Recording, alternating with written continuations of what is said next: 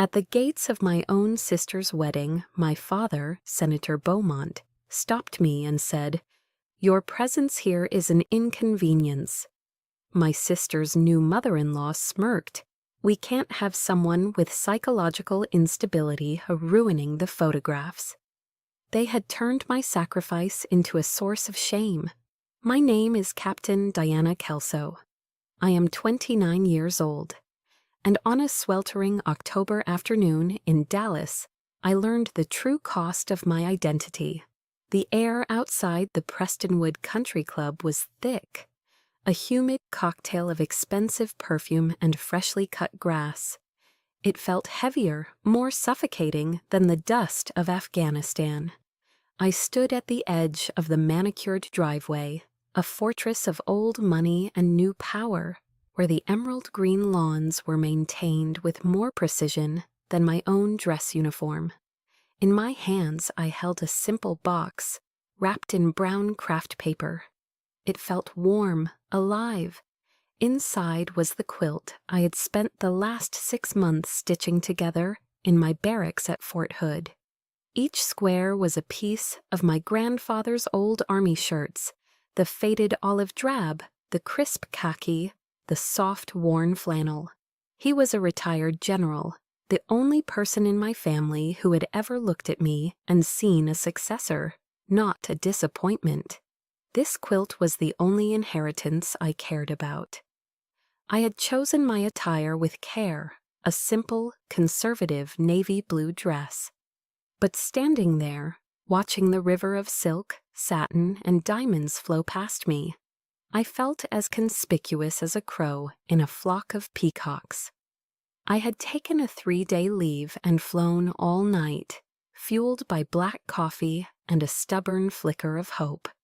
I'd done it because my little sister Cordelia was getting married, and despite everything, I still believed that she would be happy to see me. I was wrong. The mistake was catastrophic.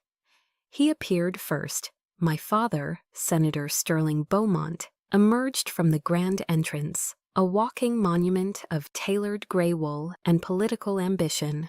My mother, Margot, followed a step behind, her posture perfect, her existence a silent testament to social strategy. He didn't hug me, he didn't even smile. He stopped a few feet away, creating a no-man's land on the pristine cobblestone. He was a marble wall I was meant to break myself against. "Diana," he said. His voice was the one he used for Senate floor speeches, calm, measured, and utterly devoid of warmth.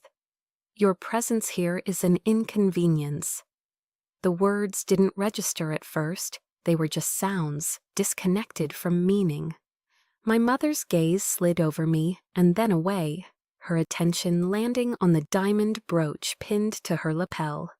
She adjusted it, a minuscule movement that conveyed a universe of dismissal. My throat went dry. A frantic, foolish hope surged, and my hand went to my pocket, pulling out my phone. The screen lit up with Cordelia's texts from last week. "The invitation must have gotten lost in the mail, silly. Of course you have to be there. The ceremony's at 4 p.m. Don't be late." XO. I held it out, a pathetic offering of proof. My father didn't even glance at it. "The guest list," he stated, as if closing a debate, "has been finalized." The truth began to seep in then, cold and sharp as a bayonet. And then the final blow was delivered, not by family, but by an ally. Beatrice Vandergriff, the mother of the groom, glided toward us. She was a vision of old-world Texas royalty in a cream-colored Chanel suit, her silver hair sculpted into an immovable helmet. She looked at me not as a person, but as a stain on her Persian rug, something to be dealt with quickly and quietly. A thin, bloodless smile played on her lips, a smile that never reached her cold, calculating eyes. "Senator," she said, her voice as sweet as honey and as poisonous as arsenic, "I believe we had an agreement." She finally turned her gaze fully on me. We simply can't have any psychological instability ruining the photographs. Psychological instability. The phrase struck me with the force of a physical impact. My service, the firefights, the long nights on watch, the comrades I'd lost, the quiet weight of it all. They had taken that sacrifice and twisted it into a shameful, clinical diagnosis. Behind his mother, the groom, Preston, muttered just loud enough for me to hear, a smirk on his face. She's always been so high-strung. The humiliation was absolute.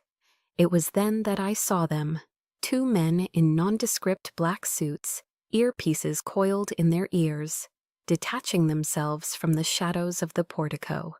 They didn't approach me directly. They just stood there a few yards away, their presence a quiet, professional threat. They had security ready for me. I was the danger. Captain Diana Kelso, United States Army, was a threat to a wedding reception. I looked at my parents one last time. My father's jaw was set, his eyes fixed on some point in the middle distance, already calculating the political fallout. My mother's expression was one of mild annoyance, as if I were a waiter who had spilled a drink. They looked away. My own silence was my only armor. I turned to the ornate black wrought iron bench beside the driveway. With a steady hand, I placed the brown paper box on the seat, the quilt, the legacy, the last piece of my grandfather's honor. I left it there, an offering to gods who weren't listening. I turned my back on them all and walked away, my steps even, my head held high. I didn't run, I retreated. Driving down the I-35, the endless ribbon of Texas highway blurring before my eyes, I didn't cry. Tears are a luxury, a release. What I felt was something else entirely. It was a pressure buildup, a sealing off of something soft and vulnerable inside me. In the rearview mirror, I could see the Prestonwood Country Club shrinking in the distance, the little brown box on the black bench disappearing into a speck. Something inside me died on that highway, but something else, something cold and hard, and forged in the fire of their contempt, was just beginning to form. The image of that forgotten gift on the iron bench burned behind my eyelids, a brand of my exclusion. As I drove, the monotonous Texas landscape became a screen onto which my memory projected a different time, a safer place. My mind retreated to the one sanctuary I had ever known in that house, the attic. The attic of our Highland Park mansion didn't smell of money or ambition. It smelled of cedarwood, old paper, and forgotten histories. It was our fortress of solitude, mine and Cordelia's. The memory surfaced, clear and painfully vivid. I was 12, she was 8. A ferocious Texas thunderstorm was rattling the windows, and thunder cracked like artillery fire across the sky. I found her huddled in the back of my closet, trembling, her face buried in my old sweaters. I coaxed her out, leading her to the center of the dusty room. I'd spent a week cutting out glow-in-the-dark stars and pasting them to the slanted ceiling. In the dim light, they shone like a private galaxy. "See," I'd whispered, pointing up. "As long as I'm here, no monsters can get you." She had looked up, her tear-streaked face illuminated by the faint green glow. That night, under those paper stars, we made a pact. We would be a team, always. I would be her maid of honor, and she would be mine. It was a sacred, childish promise, sealed in whispers, while the storm raged outside. It felt more real, more binding than any contract my father had ever signed. But children grow up, and promises, I learned, have an expiration date. Our paths diverged so sharply, it was as if we were heading to different planets. Cordelia blossomed into the perfect yellow rose of Texas. She graduated from Southern Methodist University with a degree in art history she never intended to use. chaired a charitable foundation bankrolled by our parents, and curated an Instagram feed of polo matches, debutante balls, and European vacations. She was flawless, a polished gem set exactly where she was told. I, on the other hand, chose West Point. I remember the day I told them. We were in the formal living room, a space so pristine it felt like a museum. On the walls hung massive, commissioned oil paintings of Cordelia at various ages. Cordelia at 6 on a pony, Cordelia at 16 in her debutante gown. The only photograph of me was a small framed 8x10 in my dress uniform, tucked away in a dim secondary hallway, next to a landscape of the Texas Hill Country. It was treated like an interesting but ultimately irrelevant piece of decor. When I announced my appointment to the academy, my father was silent for a long, heavy moment. He swirled the amber liquid in his crystal glass. "Diana," he finally said, his voice laced with a disappointment, so profound it was almost pity. "The Beaumonts don't produce soldiers, we produce leaders." To him, the two were mutually exclusive. My mother was more practical in her dismay. "But your hands," she'd lamented, "they'll become so rough. And all that time in the sun." My choice wasn't a source of pride. It was a strange, unfeminine aberration, a problem to be managed. The first real crack in our sisterhood appeared after my first deployment. I came home with sand still in my boots and stories I needed to tell. I tried to explain to Cordelia the quiet strength of the Afghan women I'd met, the resilience I saw in their eyes. She was in the middle of planning a fundraising gala. She nodded absently, her eyes glazed over, before changing the subject. "Do you think lilies or hydrangeas would be better for the centerpieces, Diana?" Her world was one of floral arrangements and seating charts. Mine was one of dust, sweat, and the constant, thrumming awareness of mortality. I looked at her, and the little girl who hid from thunderstorms was gone. In her place was a stranger who spoke a language I no longer understood. She looked at me not with admiration, but with a poorly concealed pity. Then Preston Vandergriff III entered the picture, and the cracks shattered into a chasm. He was everything our family valued: wealthy, connected, and smugly confident.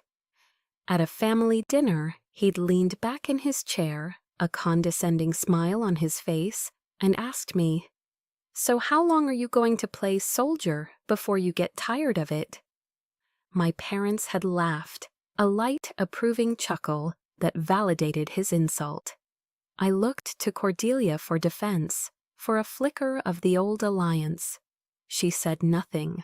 She just kept her eyes on her plate, meticulously cutting her filet mignon into perfect bloodless squares. Her silence was a betrayal louder than any word. It was an act of complicity.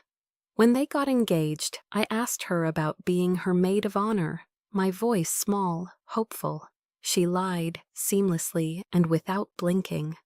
"Oh, Diana, I wouldn't want to bother you," she'd said, her voice dripping with false concern. "You're always so busy with your duties." A few days later, the truth appeared on Instagram. A photo of Cordelia, radiant, surrounded by an army of blonde bridesmaids in matching silk robes, champagne flutes in hand. They were all daughters of my father's political allies and business partners. It was a merger, not a wedding party.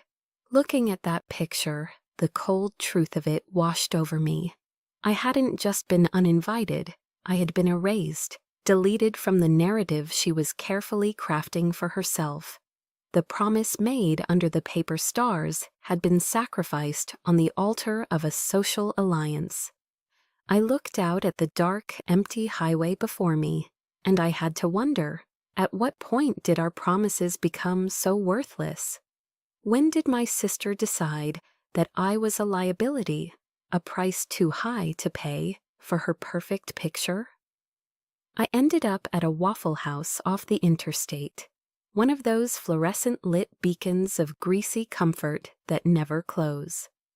I sat in a red vinyl booth, staring into a mug of coffee so black and bitter it could strip paint. The numbness from the highway was wearing off, replaced by a hollow ache. The question from my memories echoed in the diner's hum. When did the promise break?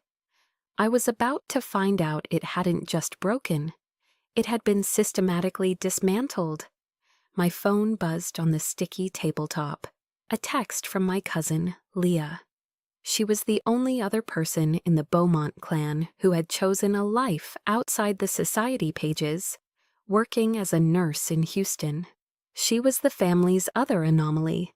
"Diana, I am so sorry. I just heard. What they did was unforgivable. It was the Vandergriffs. They were worried about your image. Image." The word hung there on my screen, obscene in its simplicity.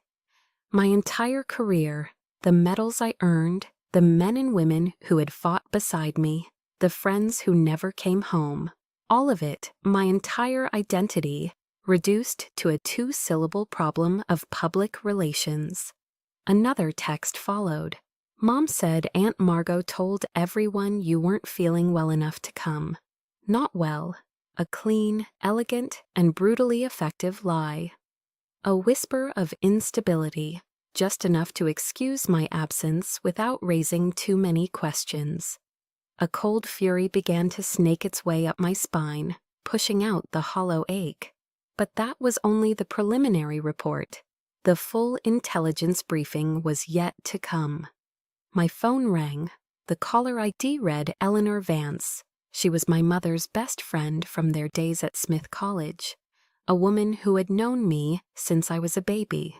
She was a fixture of the Dallas elite, but she possessed a core of decency that my mother had long since shed. "Diana, dear, it's Eleanor." Her voice, usually so full of Southern charm, was thin and trembling. "I have to tell you something. I cannot, in good conscience, stay silent." I listened, the cheap coffee mug growing cold in my hands. She told me about a bridal luncheon at the Dallas Country Club 2 weeks prior. Over cucumber sandwiches and iced tea, Beatrice Vandergriff had casually, poisonously, mentioned to a few key guests how difficult it must be for a young woman to readjust after seeing the things I had seen. She'd used the word fragile, and my mother, Margot Beaumont, had not defended me. She had leaned in, her face a mask of feigned maternal concern, and nodded gravely. "We're helping her through it," my mother had said, her voice a conspiratorial whisper. "It's a long and difficult process. We just want what's best for her." Eleanor's voice broke. "Diana, she was setting the stage. She was preemptively explaining your absence. And I overheard Beatrice tell your father that they needed an assurance that you wouldn't be there, that your presence would be a distraction."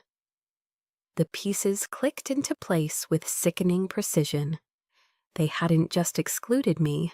They had pathologized me.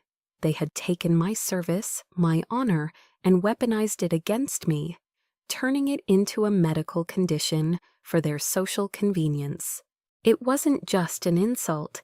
It was a character assassination orchestrated by my own mother. An Arctic rage, cold and clear, flooded my system.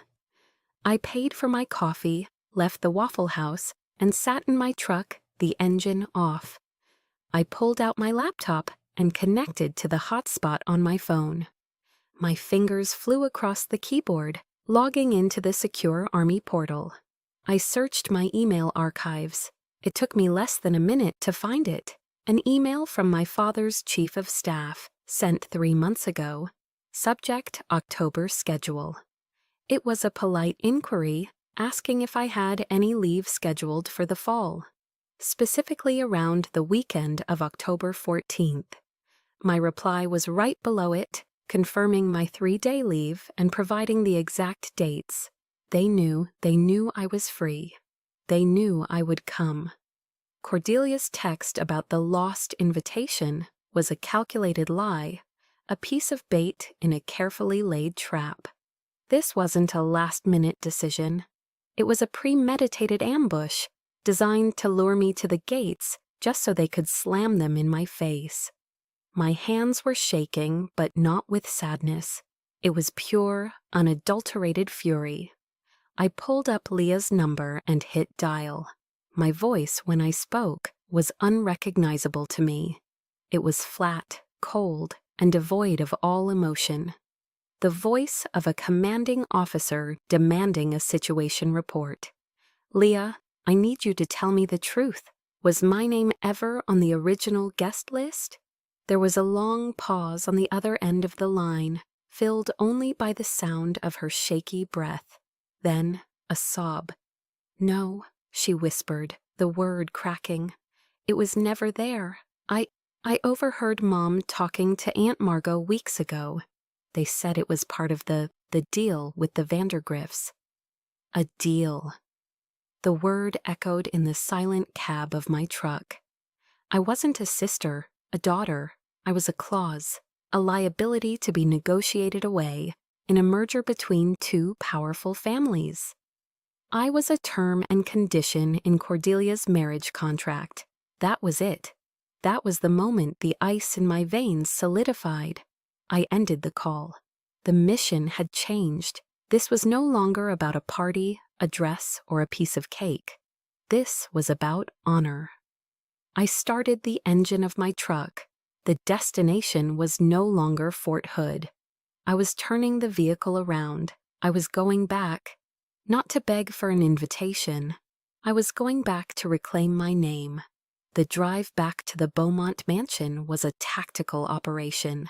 The anger that had ignited in the Waffle House had cooled into something far more dangerous: resolve.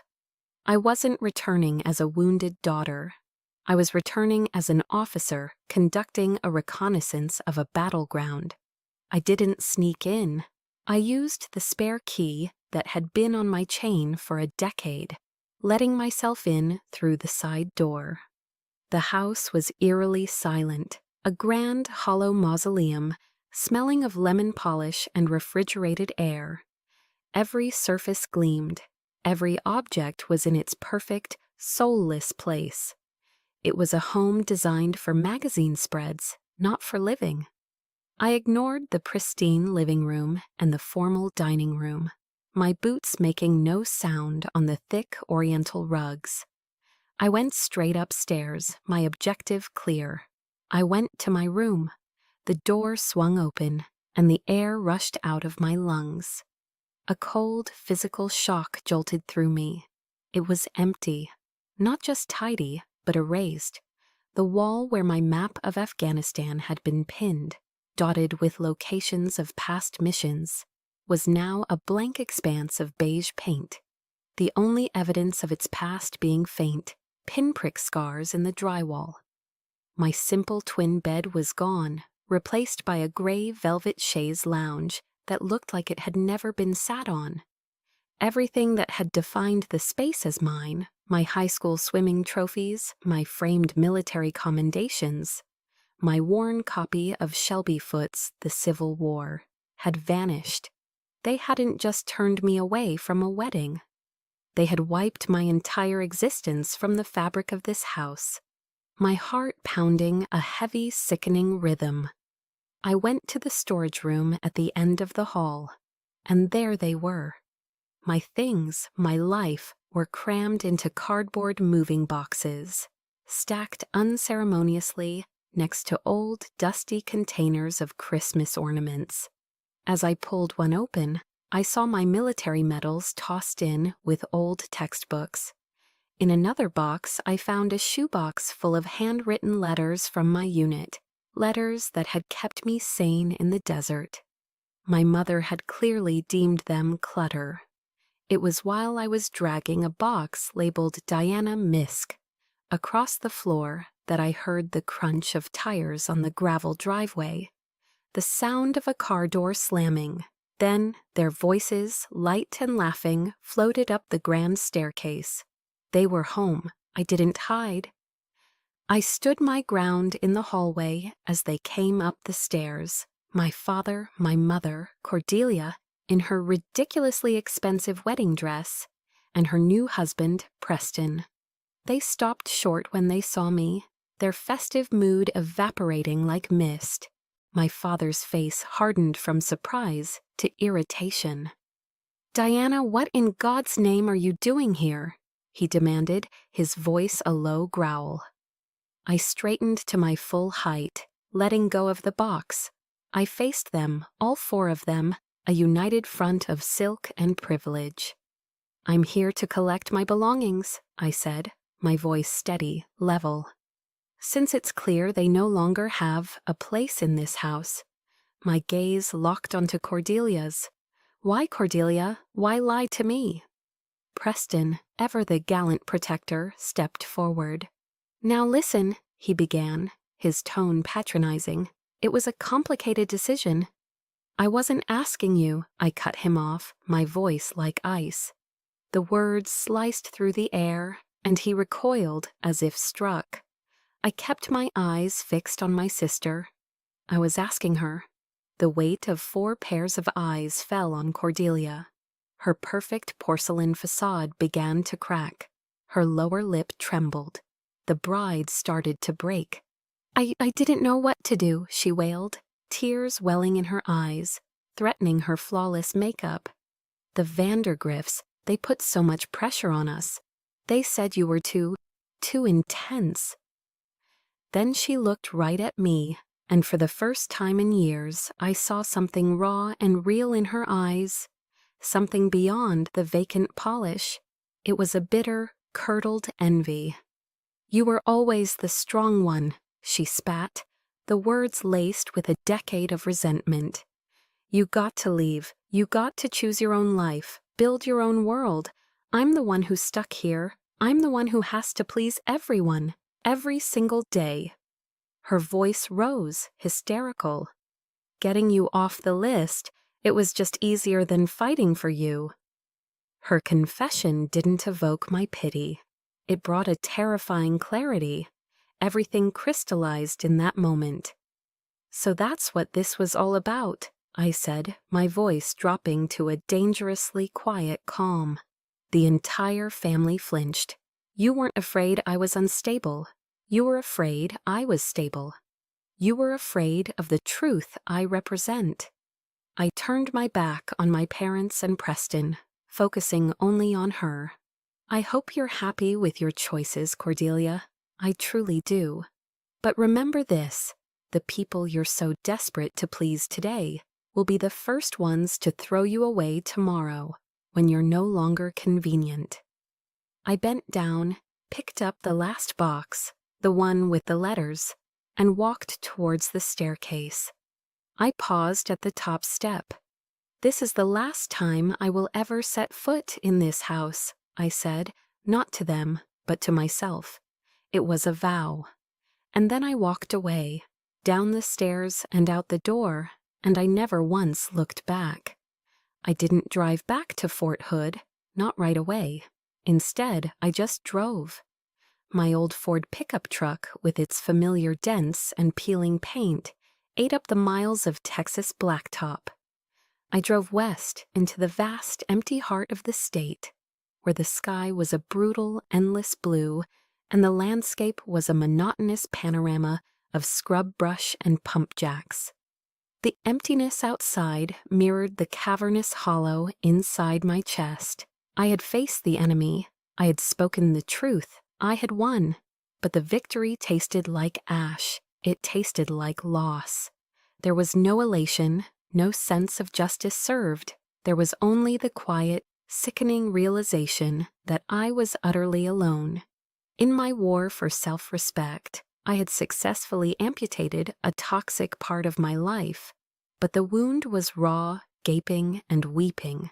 Somewhere past Abilene, as dusk painted the horizon in shades of bruised purple and orange, I pulled off the highway and into the gravel lot of a small, nondescript diner. It was the kind of place that time had forgotten, with cracked linoleum floors and the lingering smell of stale coffee and bacon grease. I slid into a booth, the adrenaline from the confrontation finally draining away, leaving a bone-deep exhaustion in its wake. A waitress, a woman whose face was a roadmap of a long, hard life, came over. She didn't say much, just filled my coffee cup.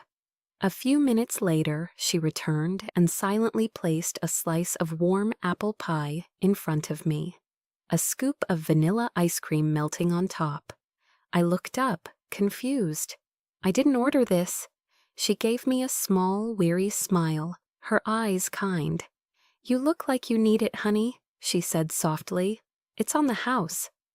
That small, unexpected act of kindness from a complete stranger did what my own family's cruelty could not. It made my throat tighten, and I had to stare hard at the swirling pattern of my coffee to keep the tears from falling. Later that night, in a cheap motel room that smelled of disinfectant and old cigarette smoke, sleep wouldn't come. The silence was too loud. I lay on top of the stiff polyester bedspread, staring at the water-stained ceiling. I needed an anchor, something to hold on to in the storm raging inside me. I reached for my phone, scrolling aimlessly, looking for a distraction, a lifeline. My fingers stopped on an old audio file I'd downloaded years ago at the academy. It was a recording of General Douglas MacArthur's 1962 farewell address to the cadets at West Point, the famous Duty, Honor, Country speech. I had memorized passages of it for class, had heard it referenced 100 times. But that night, lying in that lonely motel room, I listened to it as if for the first time.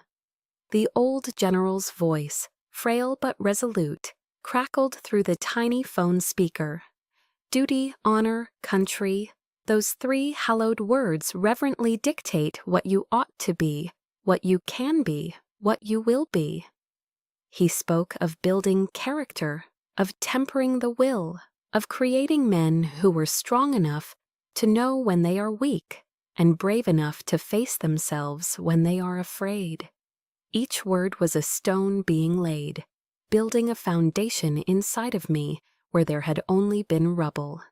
My family had tried to define me by their own twisted metrics: wealth, social standing, political convenience, a pretty picture. They had failed. My career, my choice to serve, had never been an act of rebellion against them. It was a pilgrimage toward a higher code, a clearer set of values. Duty, honor, country, those weren't just words. They were my true north. They were a creed that could not be bought, sold, or negotiated away in a marriage contract. They were the principles of a family I had chosen, a brotherhood and sisterhood bound by shared sacrifice, not by blood. The betrayal of the Beaumonts and the Vandergrifts could not define me. Only my adherence to my code could. I wonder if you've ever had a moment like that. A moment in the dark when a voice from the past, a line from a book, or a simple memory becomes the only light you have, reminding you of who you truly are when the world is trying to tell you you're someone else. As the first rays of the Texas sun broke over the flat horizon, a shift occurred within me. The pain was still there, a dull ache in my soul, but it was no longer the whole story. It had been demoted. It was now just a chapter, not the entire book. My purpose, which had been shattered, was beginning to reform, stronger and more resilient. I packed my few things, left a $20 bill on the nightstand for the pie I never paid for, and walked out into the cool morning air. I started the engine of my truck, the familiar rumble a comfort. This time, as I pulled back onto the highway, I knew exactly where I was going. I wasn't running away from a broken past anymore. I was driving home, to my real family. to the men and women who lived and breathed the meaning of those 3 hallowed words. The main gate at Fort Hood isn't framed by ornate ironwork or manicured flower beds, like the entrance to the Prestonwood Country Club. It's functional, imposing, and made of steel. But when the young private at the guard post snapped to attention, gave me a sharp salute, and said, "Welcome back, Captain," a profound sense of relief washed over me. I felt like I could finally breathe. I was home. The air here didn't smell of cloying perfume and hypocrisy. It smelled of diesel fuel, hot asphalt, and the honest sweat of hard work. It was the scent of reality. I parked my dusty pickup in my designated spot outside the officers' quarters, the cardboard boxes filled with the fragments of my past life rattling in the truck bed. I stepped out, stretched my stiff limbs, and took a long, deep breath. This was my territory. This was where my strength wasn't a flaw to be concealed, but an asset to be honed. I saw him waiting for me by the entrance to my building. First Sergeant Marcus Thorne, my right-hand man, the most dependable soldier I had ever known. He was a broad-shouldered man of few words, with eyes that had seen enough combat to strip away all pretense. He didn't ask about my trip. He didn't ask why there were dark circles under my eyes. He just gave me a single solid nod. "Good to have you back, Captain," he said, his voice a low rumble. He took my duffel bag from my hand without being asked. "The guys fired up the grill. Figured you'd be hungry." The guys, my platoon, were gathered in the common area behind the barracks. They had dragged out a portable BBQ pit, and the smell of slow-cooked Texas brisket hung heavy and delicious in the air. A cooler full of iced-down Shinerbach beer sat nearby. Someone had a radio playing a George Strait song. The easy laughter and casual camaraderie of it all felt like the most powerful medicine in the world. It was normal. Beautifully, blessedly normal. This was my real family, the one forged not by accident of birth, but by choice and shared purpose. I spent the next hour perched on the tailgate of a Humvee, a paper plate loaded with brisket and potato salad on my lap, a cold bottle of beer in my hand. No one asked me about my sister's wedding. No one mentioned the Beaumonts or the Vandergriffs. They knew I'd been on leave for a family event, and they knew I'd returned alone, a day early. They were smart enough to connect the dots and respectful enough not to trace the lines out loud.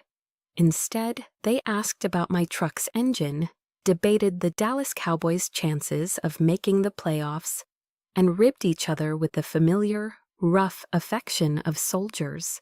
They treated me exactly as they always did, as Captain Kelso, their CO, their sister in arms.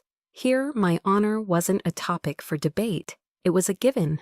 My value wasn't measured by my social connections. It was measured by my competence and my character. I realized then that true loyalty isn't declared in flowery speeches or demonstrated with grand gestures. Sometimes it's as simple and as profound as a slice of brisket and a cold beer, shared in comfortable silence among people who have your back, no questions asked. It was a welcome more sincere than any polite hug or air kiss I had ever received in my father's house. Later, as the sun began to set and the men started to drift away, Sergeant Thorne lingered. He stood beside me, leaning against the Humvee, looking out at the vast Texas sky. For a while, he just watched the colors change. "Captain," he said finally, his gaze still on the horizon, "whatever happened back in Dallas, that's their world. It can't touch who you are here." He paused, choosing his next words with care, the way a soldier plans his next move. "There's a good confidential counseling program on base, for officers." He glanced at me, his expression one of pure professional respect. You know, even the toughest armor needs maintenance now and then. Make sure there are no weak spots. It's not a weakness, ma'am. It's just maintenance. His words hit me with a quiet force. He wasn't pitying me. He was advising me, soldier to soldier. He saw me not as a broken woman, but as a leader. And every good leader knows the importance of maintaining their most critical weapon, their own mind. He was offering me a tool, not a crutch. That single piece of advice, offered with such quiet dignity, planted a seed in the scorched earth of my mind. A new strategy began to form. Sergeant Thorne's words about maintenance echoed in my mind for a week. He was right. In the field, you clean your rifle, check your gear, and maintain your vehicles. You don't wait for them to fail in the middle of a firefight. I had been treating my own mind with less care than I treated my standard issue equipment. It was time for some maintenance. The behavioral health office was in a nondescript building on the far side of the base. The therapist was a retired Army major named Dr. Evans, a man with kind eyes and a firm handshake. His office wasn't intimidating. It was just a quiet room with 2 comfortable armchairs, a few generic landscape paintings on the walls, and a window that looked out onto a dusty parade ground. But for me, walking through that door and sitting in that chair felt more daunting than rappelling from a helicopter. The Army drills discipline and self-reliance into you. You are taught to suppress, to endure, to compartmentalize. To admit you need help feels like admitting to a fundamental flaw in your armor, a chink that could compromise the entire mission. I sat there for the first 10 minutes in complete silence, my hands clenched so tightly in my lap, my knuckles were white. I just stared at a spot on the carpet. Dr. Evans didn't push, he didn't prod, he just waited, his own silence a comfortable, patient presence. It was the polar opposite of my mother's judgmental silences. His was filled with acceptance, not expectation. Finally, I started to talk. My voice was flat at first, the emotion carefully scrubbed from it, as if I were delivering a formal after-action report. I recounted the events at the country club, the words that were said, the discovery of my empty room. I laid out the facts, point by point, a sterile recitation of my own humiliation. But as I spoke, the carefully constructed walls I had built around the pain began to crumble. I heard my own voice crack when I described Cordelia's envious glare. I talked about the crushing weight of my father's lifelong disappointment. I finally gave voice to the profound violation of being erased from my own home. For the first time, I wasn't just reporting on the wound. I was allowing myself to feel its full, searing depth. Dr. Evans listened. He didn't offer platitudes or easy solutions. He simply provided a safe space for the truth to be heard. Occasionally, he'd ask a sharp, insightful question that was like a probe, gently exploring the patterns of my life, the constant gnawing hunger for my father's approval, the years of suppressed anger that had finally found a voice. He didn't give me the answers. He just handed me a map and a compass and helped me learn to read them myself. It was during our 3rd session that he introduced a concept that would change everything. "Captain," he said, leaning forward slightly, "what you've experienced is a form of trauma, a betrayal of the deepest trust. But the critical question isn't just, how do you heal from this? The more powerful question is, who can you become because of this?" He told me about an idea in psychology called post-traumatic growth, the theory that profound struggle and adversity don't just have to be survived, they can be a catalyst for profound positive change, forcing you to develop new strengths, new perspectives, and a deeper sense of purpose. That idea hit me like a revelation. It reframed my entire experience. The betrayal was no longer just an ugly scar to be hidden. It could be the foundation for something stronger, a launch pad. It wasn't an end point, it was a starting point. My family's actions had created a crater in my life, but it was up to me what I chose to build in it. He then asked me a simple question that cut through all the noise. Forget about your family for a moment, Captain. In your entire career, what is the one thing that has given you the most profound sense of meaning? I didn't have to think about it. The answer was immediate and absolute. Training my soldiers, I said, taking young green lieutenants and helping to shape them into leaders, watching them find their strength, that's what matters.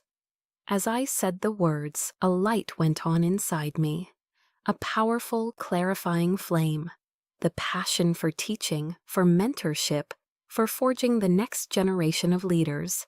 It was the part of my job I loved most, West Point. The name surfaced in my mind, clear and bright. The place where it all began for me, the idea of returning, not as a cadet learning the code, but as an instructor teaching it, was electrifying. It would be the most powerful statement I could possibly make.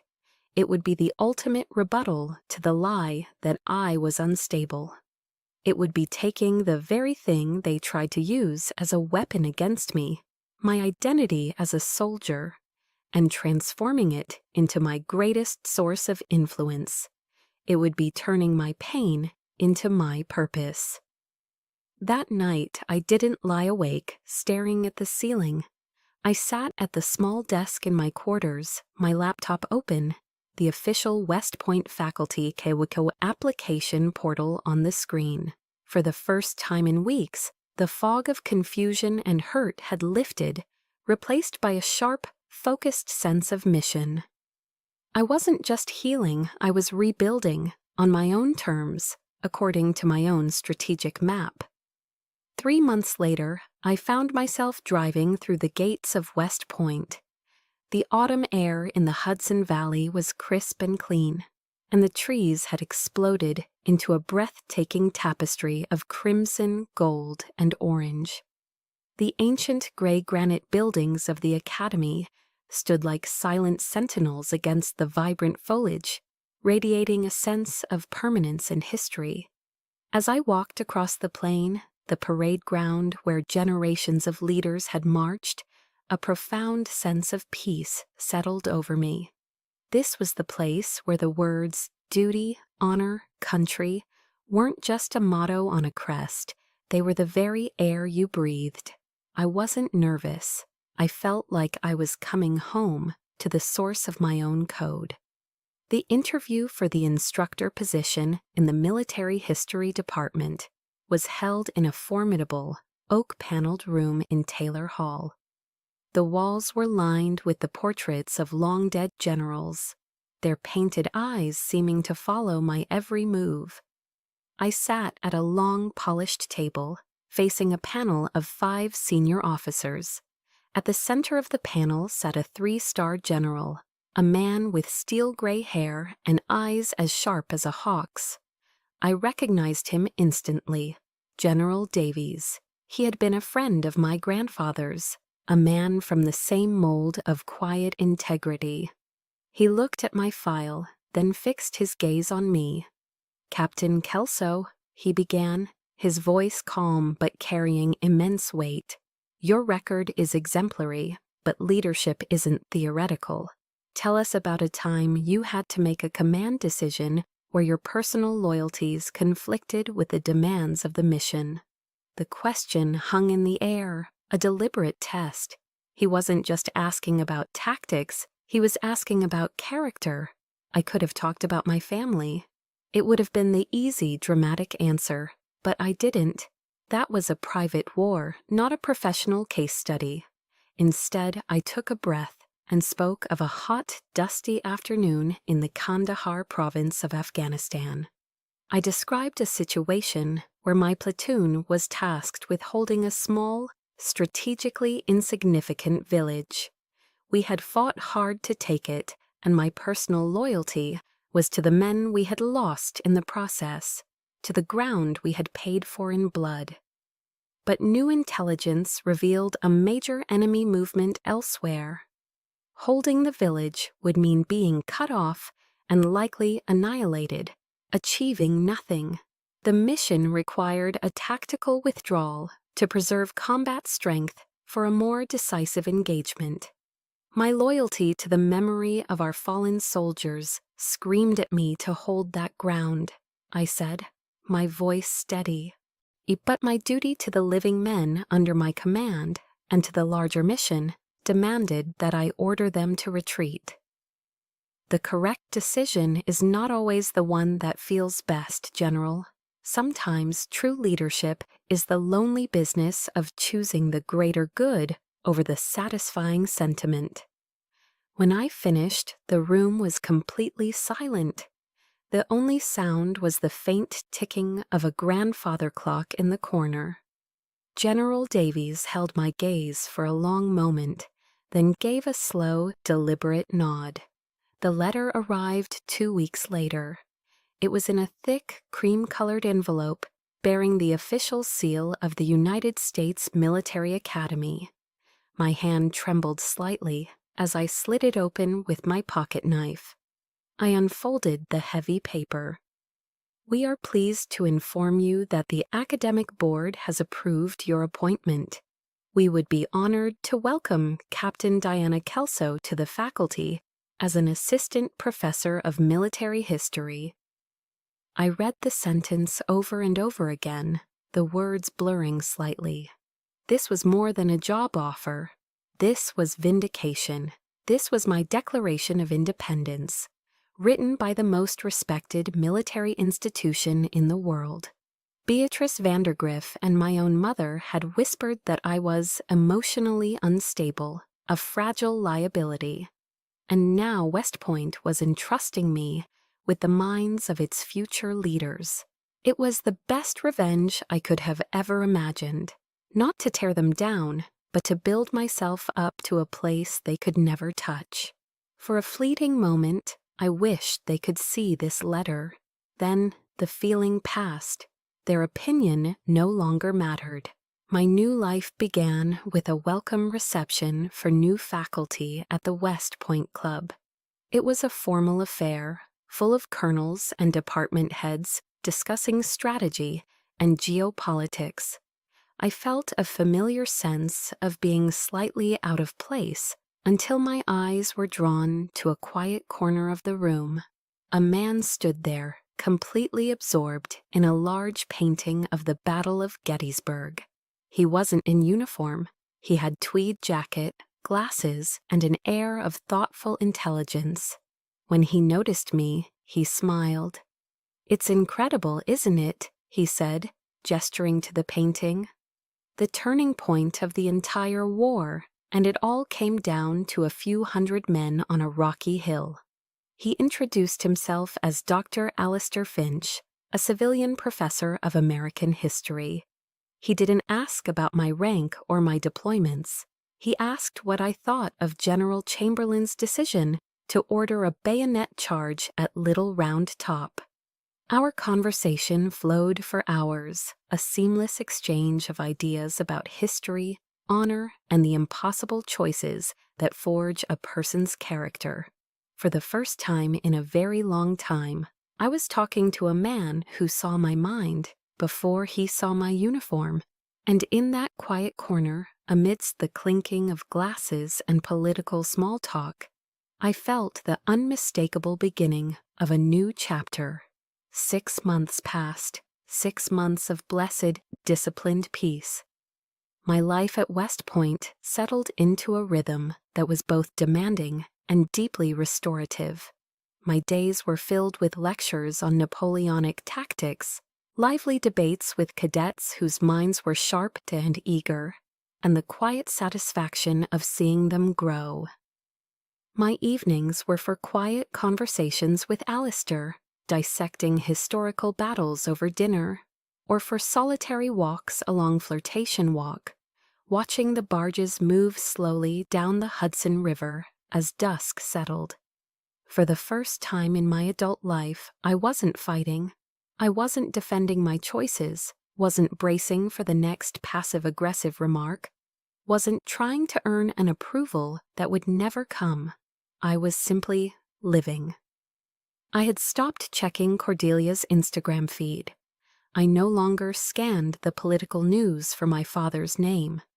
That entire world, the world of the Beaumonts and the Vandergriffs, had faded, becoming as distant and unreal as an old black-and-white movie. I had finally understood that true peace wasn't found in winning the war against them, but in simply decommissioning the battlefield. I had achieved peace through forgetting, and then one Tuesday afternoon, the past sent a dispatch. It was there in the stack of mail in my faculty mailbox, tucked between academic journals and department memos. A single, pale pink envelope that stood out like a flamingo in a flock of pigeons. The handwriting was instantly, painfully familiar. It was Cordelia's, loopy, elegant, and infused with a sense of entitlement, even in its curves. My heart gave a single, hard thump against my ribs, an involuntary conditioned response, an old battle station alert. I didn't open it right away. I carried it back to my quarters and placed it on my desk. For 2 days it sat there, a pastel-colored, unexploded ordnance. I would look at it, feel the phantom limb of our shared history ache, and then turn back to grading papers. I was no longer a soldier who reacted instantly to a threat. I was a strategist who chose the time and place of engagement. On the third evening, I made myself a cup of strong Earl Grey tea, sat down at my desk, and finally opened the letter. The paper was expensive, thick, and smelled faintly of her perfume. Cordelia's handwriting was shaky, the elegant loops occasionally dissolving into jagged strokes.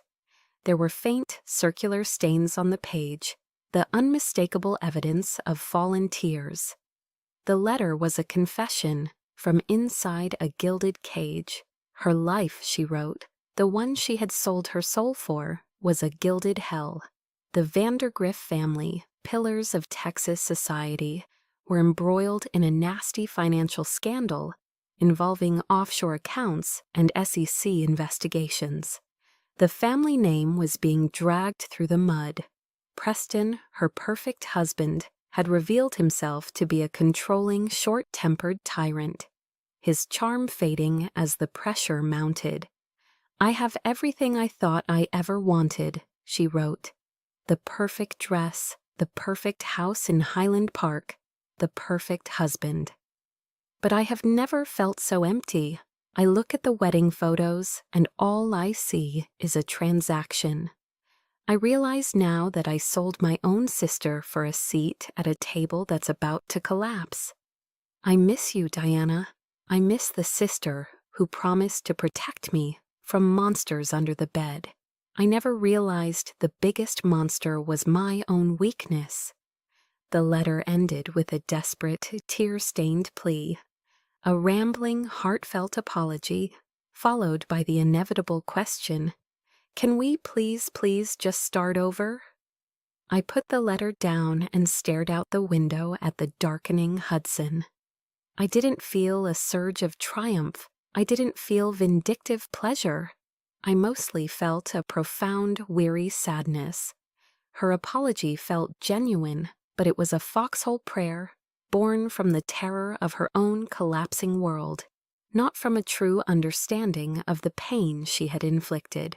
She was reaching out to me now because her own life raft was sinking. I didn't reply that night or the next. I let her words settle. I thought about what starting over really meant. You can't erase the past.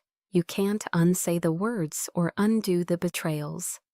To pretend otherwise would be to build a new relationship on the same rotten foundations as the old one. A week later, I sat down at my desk again. I took out a sheet of my own simple cream-colored stationery. I wrote my reply, my handwriting steady and clear. I did not write in anger or with recrimination. "Cordelia," I wrote, "I have received your letter. I appreciate its honesty. I accept your apology. Not for you, but for me. I am choosing to release the weight of the past. But we cannot start over. That little girl in the attic is gone, and we cannot go back there. We can only start from here, from who we are now. A new relationship between us, if one is to exist, must be built on a foundation of absolute truth and mutual respect. There will be no more convenient lies, no more managing of my identity for the comfort of others. No more silence in the face of injustice." I was laying down the terms of engagement. I was setting my boundaries, not with anger, but with the calm authority of a woman who finally knew her own worth. This time, if there was to be a relationship, it would be on my terms. I sealed the envelope, a quiet sense of finality settling over me. I had finally learned to be my own protector. Thanksgiving. The word had always conjured images of the Beaumont dining room. The oppressive gleam of polished sterling silver, the cold clink of Waterford crystal, the strained formal conversation that danced around everything and meant nothing. This Thanksgiving was different. The setting was not a cavernous mansion, but my modest, cozy faculty apartment at West Point. The air wasn't thick with tension and expensive perfume. It was rich with the warm, honest smells of roast turkey, sage stuffing, and pumpkin pie. The guest list wasn't a who's who of Texas politics and industry. It was my family. Alistair was here, his easy laughter filling the space between conversations. First Sergeant Thorne had driven all the way up from Fort Hood, a quiet, solid presence who looked completely at home on my sofa. And gathered around the table were a handful of my cadets, young men and women who couldn't make it home for the holiday, their bright, eager faces a testament to the future. The conversation wasn't about mergers or stock portfolios. We talked about books. We debated the strategies of Belisarius versus Scipio Africanus. We laughed about a training exercise that had gone wrong. No one was performing. No one was trying to impress anyone. We were simply together. After dinner, as we sat with coffee, Alistair handed me a flat, carefully wrapped gift. I unwrapped it to find a beautiful antique map of the Hudson Valley, centered on West Point, housed in a simple, elegant oak frame. He looked at me, his eyes warm and full of understanding. "People usually fight for land," he said softly, his voice just for me. "But I think sometimes we have to fight to find the land that belongs to us. This is your territory, Diana." I looked from the map to the faces in the room, to Thorne, the embodiment of loyalty, to my cadets, the embodiment of legacy, to Alistair, the embodiment of a partnership built on mutual respect. He was right. I had lost a mansion in Dallas, a cold estate built on transactions. But I had found a home in the Hudson Valley. This home wasn't built with money or power. It was built with honor, fortified with loyalty, and filled with a love I had chosen for myself. In that moment, looking at the life I had built, I realized that being barred from my sister's wedding, as painful as it was the greatest stroke of luck in my life. In the military, we have a term for it, a strategic reassessment, an unexpected event that forces you to abandon a failing objective and pivot towards a more achievable one. The rejection had forced me to abandon a battle I could never win, the war for approval in a place where none was ever offered. It had violently pushed me off a path that was not my own, and forced me to navigate by my own internal compass: duty, honor, country. From those three hallowed words, I had plotted a new course. I had built a new life. Later that evening, when the last of the guests had departed, Alistair and I stood by the large window in my living room, looking out at the scattered lights of the academy glittering in the cold, clear night. I thought of my other family, the Beaumonts, in their other world. I felt no anger, no resentment, only a serene, insurmountable distance, the way you might feel when looking at a foreign country on a map, a place you once came from, but to which you can never and would never return. Their legacy was one of buildings with their name on them, of political handshakes and carefully managed bank accounts, a legacy of appearances. My legacy was here. It was in the minds of the leaders I was helping to shape. It was in the quiet integrity of men like Sergeant Thorne. It was in the shared warmth of a conversation with a man I loved. It was a legacy of substance. I, Captain Diana Kelso, had finally learned the last, most important lesson of my command. Sometimes you have to be rejected by the family you were born into to be free to create the one you were meant to have, and that legacy no one could ever take away. My story found its home in the Hudson Valley, but it is just one story among millions. Perhaps it reminded you of a battle you have fought, or a family you have chosen. These are the stories of quiet strength and hard-won peace that connect us all. If this one resonated with you, please share it with someone who needs to hear that they are not alone. We would be honored to read your own story in the comments below. For more stories that celebrate the courage it takes to define your own honor, subscribe to the Chosen Revenge Library.